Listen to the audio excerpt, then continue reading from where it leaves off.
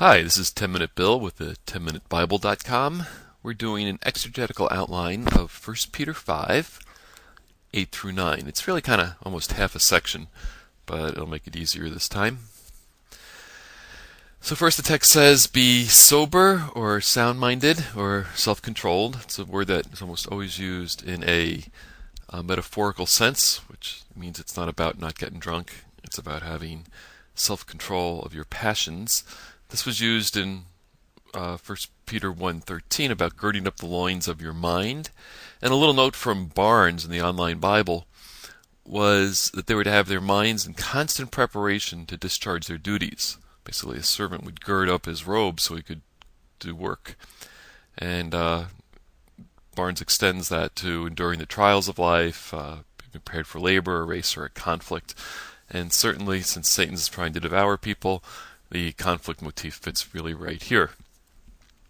That's continued on be vigilant or be on your guard, be watchful, be on the lookout, watch out. So those are two verbal propositions, they're imperatives. And then we have the reason you should do that is because your adversary, the devil, walks about. So the devil's on the loose, he's not confined to the pit, he's alive and well on planet Earth. And he is like a roaring lion, seeking whom he may devour. And that is something that could happen to believers, obviously. So they need to be sober and vigilant on their guard against him. You could actually have broken this down a little further, like the devil is the one who is your adversary, but you don't get a whole lot out of that one. You could also break like a roaring lion with seeking whom we may devour, but again, the sense when you put it back together in the outline is not going to be that much different. Okay, now we have a lack of a connection right here, and another imperative that says resist him, resist the devil, and then it's probably going to tell us how you do that, steadfast in the faith, and then we have a phrase here that's going to be one of the tougher deals, knowing that the same sufferings are experienced by your brethren in the world. So all this is eventually going to combine into how you resist him, the means or manner of it. This knowing could be the reason you should resist him, but that's not as good as means or manner. So take a look at the outline and see how that develops. We had a tentative summary for 1, a tentative summary for the next section, and I'm not even going to try to do a big summary here because you really should go up at least to 11, but we'll come back to this one. Okay, so I've got a verbal proposition, number 1 and number 2, and basically they're stating the imperatives. Believers should live sound-mindedly, believers should be vigilant. And the thing they need to be vigilant about is the stuff that's going to derail you, the stuff where you're vulnerable. Be on your guard, be watchful, make sure you don't get tripped up there. You combine the two of these, and you could just leave them as a verbal proposition because it's an A, it's starting it, but it's really the manner in which believers should live is sound-mindedly and vigilantly. No big surprises there. Then we're told in our next section, another verbal proposition, believers' adversary, the devil, is on the prowl. He's walking about. And then we're told something about that, and that's going to describe it. So it's a manner. The manner in which the devil walks about is like a roaring lion who seeks whom he may devour. I heard a comment that normally it's only the old lions that roar to try to scare their prey into the mouths of the silent young lions who are waiting for them.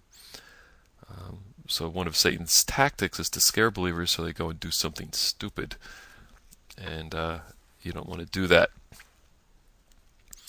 So these, there's one more point here, are going to combine to modify the two imperatives. So up here, we're told, do these two things, and now this is why, and it's the reason you should do it, is because the devil seeks to scare and devour believers, therefore live sound-mindedly and vigilantly. That's all of A1 and 2. That will combine into a point up here. The reason believers should live sound-mindedly and vigilantly is because the devil seeks to scare and devour them. And that's going to combine with other points down here to give us our tentative summary here. And then eventually all three of these will combine for another point up here. Okay, now we have verse 9. Believers should resist the devil. Notice it doesn't say flee the devil, it says resist him. A lot of believers kind of try to resist temptation when you're supposed to flee it. But here it says resist. Stand strong. Don't be taken in by his tactics, and don't give up doing what you know you're supposed to be doing. So we're told being steadfast or strong in the faith, that's going to modify how you should resist the devil. Means or manner. I picked means. You can pick manner, but it's not going to make a huge amount of difference.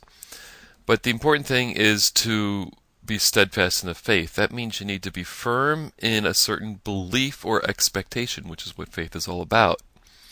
And that belief and expectation is not that Jesus died for your sins. Yeah, that's not where he attacks people.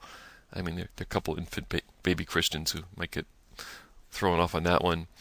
But basically, the spot where Satan does most of his work is trying to dissuade believers from living so as to please God, knowing that he is a rewarder of them that diligently seek him. That's Hebrews 11:6 if you missed it. So the means of resisting the devil is by being firm in steadfast, holding on to your faith. You believe that God is who he said he is and will do what he said he'll do. The means or manner of being steadfast is, so now we've indented, we're not modifying resisting the devil, we're modifying the steadfast down here, is knowing that this is the normal course of a Christian.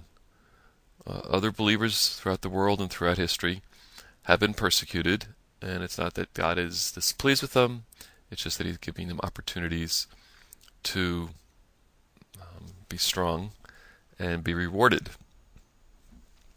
So we're going to combine these three. That's obviously, you have to have the idea of resisting the devil in here, and you should have steadfast in the faith. I dropped off the last part just for time. That's going to go up here, be steadfast in the faith. So the question that remains now is, how does verse 9 relate to verse 8? Verse 9 told us the devil seeks to devour people. I picked up on that last part of it. The result of the devil seeking to devour believers is that believers should resist him by being steadfast in the faith. And then he goes back to the pit and fusses. All right, see you next time.